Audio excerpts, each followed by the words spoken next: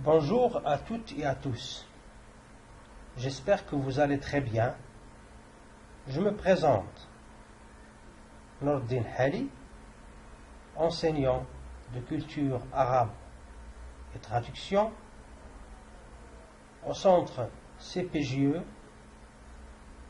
Abdelkrim Al-Khattabi à Nador. Aujourd'hui, on va voir un cours introductif très important, puisque c'est la première fois que vous allez étudier cette matière qu'est la culture arabe et la traduction, الثقافة العربية والترجمة.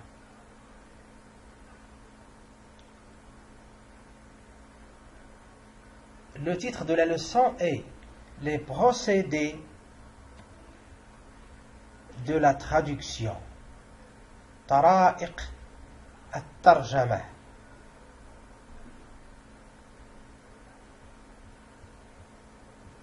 Les procédés de la traduction, ce sont les pratiques que vous devez faire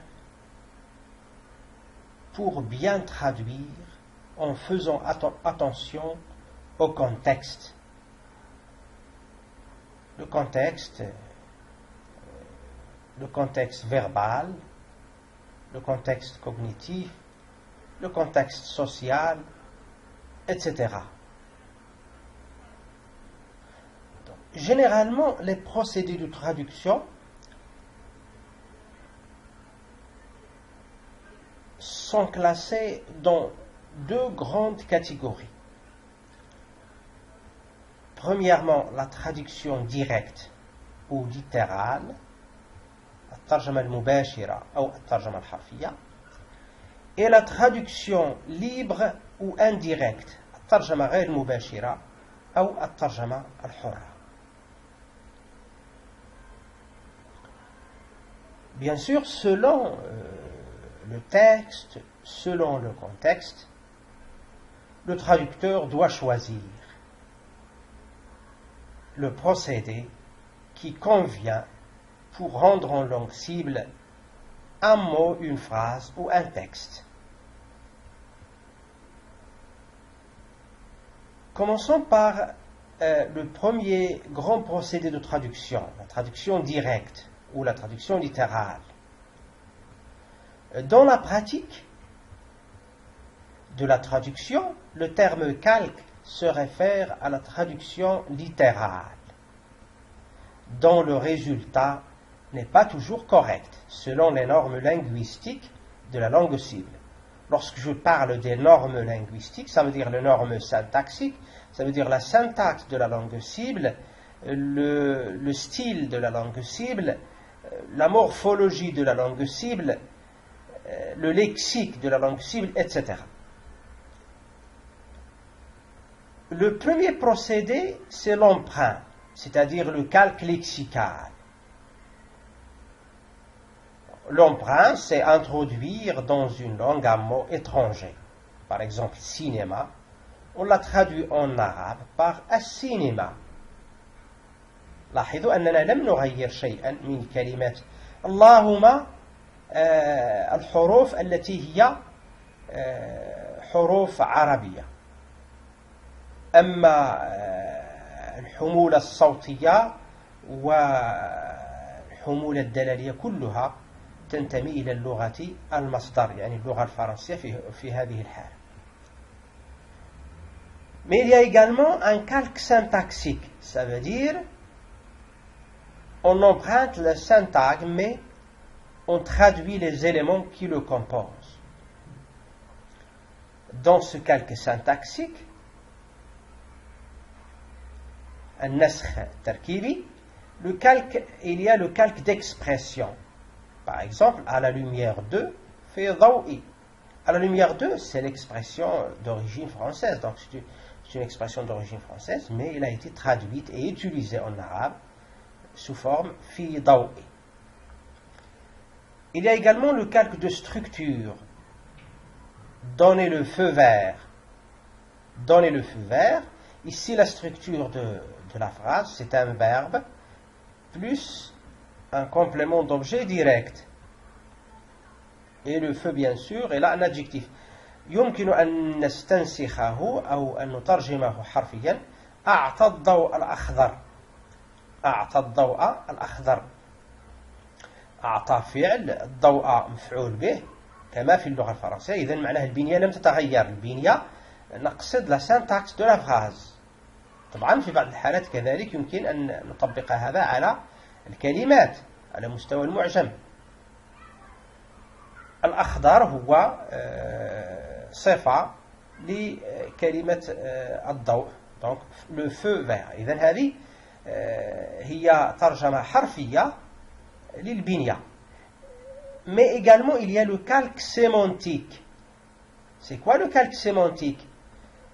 On va appliquer un exemple pour la même expression, donner le feu vert. Eh bien, donner le feu vert, on peut la traduire par wafaqa ala. En traduisant donner le feu vert par wafaqa ala, on n'a pas calqué la structure, la syntaxe. فهذه بنية أخرى. وافق هو الفعل وافق، وهو فعل غير متعدي لازم. لكن الذي ترجمناه هنا هو المحتوى الدلالي لهذا التعبير فقط. إذن لاحظوا هنا من خلال هذا المثالين يتضح جليا الفرق ما بين نسخ البنية والنسخ الدلالي أو الدلالي. لاحظوا جيدا. نكتفي بهذا فيما يتعلق بالترجمة الحرفية. Bien, maintenant on va passer à la traduction indirecte, ça veut dire la traduction libre. الترجمة غير المباشرة. Eh bien, la traduction libre nécessite un changement.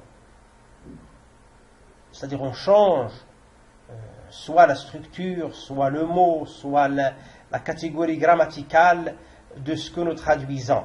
Donc il y a le changement. Avec la traduction indirecte, il y a le changement. Mais bien sûr, on doit maintenir le sens. Parce que si on change le sens, c'est foutu. Il n'y a plus de traduction. Ça veut dire, c'est un faux sens. Donc il faut garder le sens original. Bien. Dans ce cadre-là de la traduction indirecte, on trouve 4 procédés. Le premier, c'est la recatégorisation, at-tabdil. La recatégorisation, ça veut dire on change la catégorie grammaticale ou bien la classe grammaticale. Regardez ici les exemples. Il a annoncé qu'il viendrait. Dans ce cas, la recatégorisation est facultative, اختيارية. أعلن عودته. عندما قلنا أعلن عودته فإن عودة هو مصدر، بالتالي فهو اسم. لكن هنا يوجد فعل، فقد تحولنا من الفعل في اللغة المصدر أو في اللغة الأصلية إلى المصدر أي الاسم. هنا نقول على أننا fait une recatégorisation، قمنا بالتبديل. لكن أيضا يمكن أن نقول إنه أعلن أنه سيعود. هنا حافظنا على بنية الفعل فلم نغير الفعل. لاحظوا هنا مثلا المثال défense de fumer، ممنوع التدخين. لا يمكن أن نقول في هذه الجملة وفي هذا التعبير أن نترجمه بممنوع أن ندخن. لا، نقول ممنوع التدخين، أي أن هنا فإننا غيرنا الفعل بالضرورة إلى الاسم وهو التدخين أو المصدر التدخين. إذن donc ici c'est une recatégorisation obligatoire، إجبارية ضرورية، لا يمكن أن لا نقوم بها. Il y a également le deuxième procédé, c'est la modulation, التحوير. C'est-à-dire, il faut changer le point de vue ou l'éclairage. Exemple très simple, il n'est pas difficile, c'est-à-dire on est passé, on a changé de point de vue, on a changé d'éclairage. Ici c'est une phrase négative, alors que ici c'est une phrase affirmative. Donc on est passé, لقد تحولنا من بنية الإثبات، بنية النفي في اللغة الفرنسية إلى بنية الإثبات في اللغة العربية، لكن هذا فرض علينا أن نستعمل الكلمة السهل من السهل. Il y a également le troisième manière ou bien le troisième procédé de traduction, هو التكافؤ, l'équivalence. Exprimer la même situation avec des moyens structuraux différents. Exemple, chat échaudé craint l'eau froide, c'est un proverbe. Eh bien, لاحظوا لو ترجمناه إلى الدارجة، اللي عضو الحنش يخاف من الحبل. C'est une équivalence.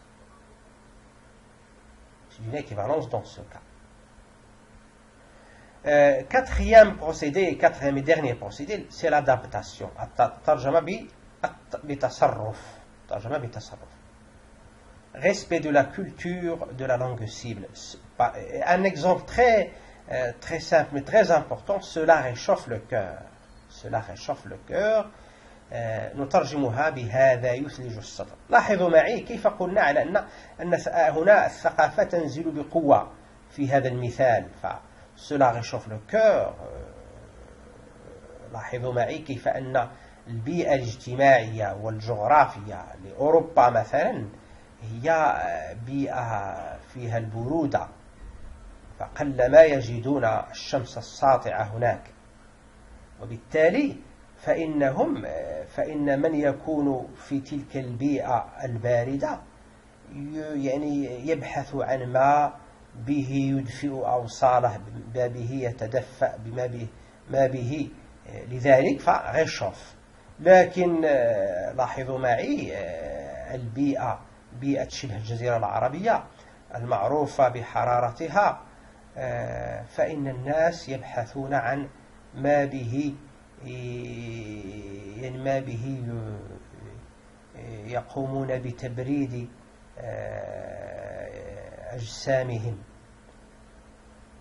وانتعاشة أجسامهم. لذلك فلاحظوا على أن هنا يظهر الجانب الثقافي بل والجانب البيئي والاجتماعي في الترجمة.